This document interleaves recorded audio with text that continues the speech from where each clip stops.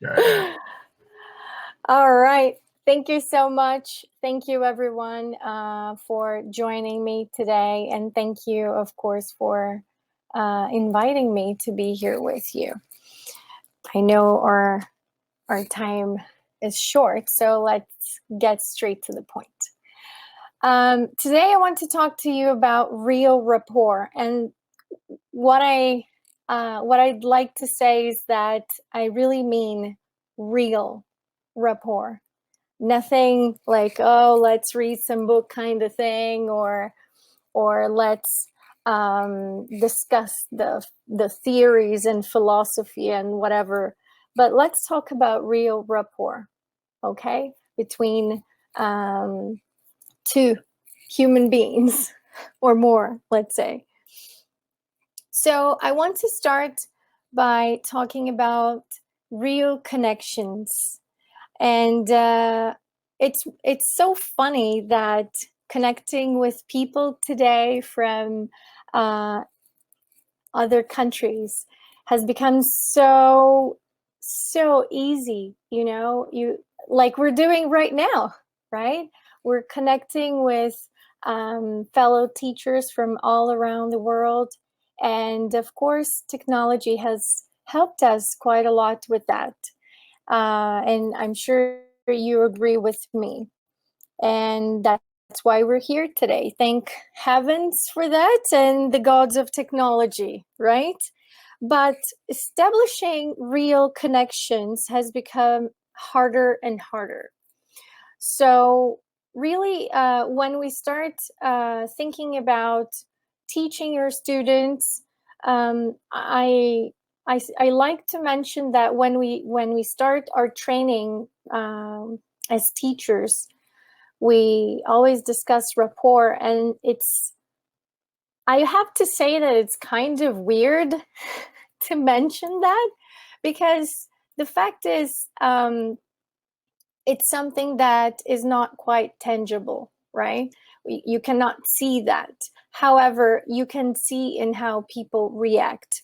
And real connections nowadays, as I said, establishing real connections has become harder because people are not so open to connecting with each other anymore in a deeper way, For instance, do you remember how you used to make friends in the past? Maybe you attended some classes together, or you met in some group that you joined, and people actually talked to each other and they actually got to know each other. Nowadays, everything is go, go, go. And I would say that relationships are getting more and more superficial. And that is happening in the classroom. And I'm sorry to break the news, but students can notice that. They can notice if you really want to connect with them, or if you're just there, delivering another lesson. And that's what we have to bear in mind. Something that we need to remind ourselves is that we're working with people. We're not there to teach content only anymore. And people need to relate with other people. And true learning only happens when we have established real connections and, of course, relationships with our students. I'm not saying that you're supposed to become friends with your students and have them over, but they can see if you really care about them. Another thing that I want to mention in order to establish real connections and, of course, real rapport with your students is trust. So I have two questions here for you. Do you trust your students, and do your students trust you? It seems weird for me to ask this maybe for you, you know, but the thing is, people don't trust each other anymore. Again, with technology, people have connected with more and more people around the world. However, with all, you know, the dark side of technology, also establishing trust with other people is just so difficult. People are just so, how can I say,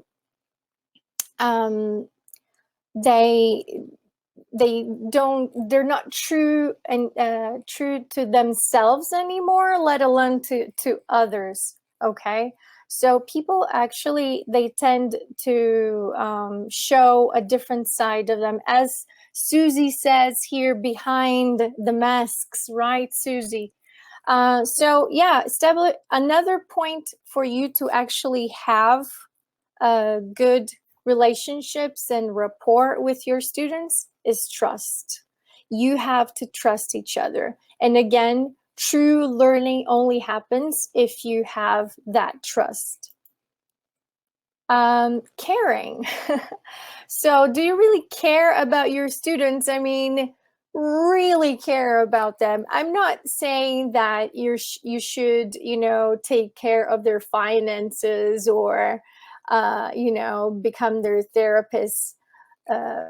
Well, sometimes we do become, but that's another topic. That's a topic for another session. But what I'm trying to say is that people tend to say in trainings, I've seen this in a lot of training sessions, oh, you should care about your students. But you know what? Your students are going to notice from miles away if you don't care, if you don't truly care about them. Okay, they can see, pardon my French, BS from miles away. So if you care about a person, you actually want to listen to them tell you about their day. You know, those stupid little questions that people say, oh, don't waste your time in the beginning of a session saying, how was your day, or things like that. Well, I suggest you spend a little bit more time on that so you could establish good relationships with them. Yeah, Rob, that is true connecting. Another thing is commitment. Are you and your students committed to the overall result and to each other, you know? And this commitment, we can only work together and have breakthrough results if we actually commit to this, you know? You cannot be just the one feeding content or feeding the relationship, but, you know, in this case, feeding the relationship if the other part couldn't care less, and the other way around. Sometimes your students want to have better relationships with you, but you're not committed to them. You're committed to your lesson plan. So just some food for thought there. Are you committed to them? Are you teaching people, or are you teaching your lesson plan? And before I finish, I'd like to invite you to show that you care by donating to our fabulous cause here, because this is some, you know, trust, commitment, and showing that you care. This is the moment that you can actually show that you're a different professional and donating to this cause and helping everyone in Puerto Rico. So thank you so much, everyone. Please donate. This is my Instagram if you want to connect with me, and my email.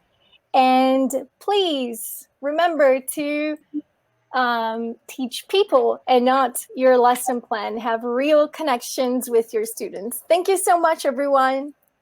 Thank you, Karin.